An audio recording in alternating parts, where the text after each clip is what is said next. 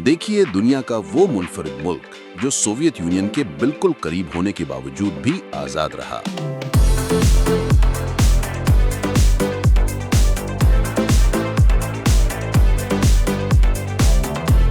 क्या आप जानते हैं फिनलैंड ने स्टालिन के सामने कैसे डटे रहना सीखा? क्यों सोवियत यूनियन ने कभी फिनलैंड को अपना हिस्सा नहीं बनाया?